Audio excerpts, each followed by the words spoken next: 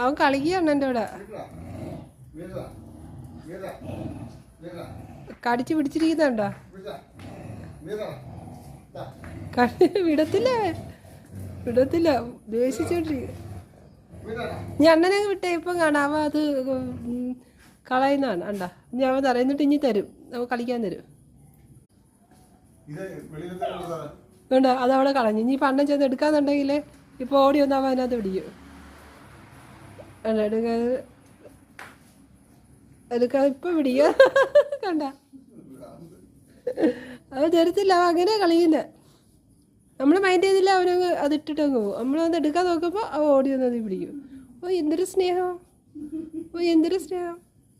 അണ്ണൻ്റെ അത്രയും പൊക്കമുണ്ട്.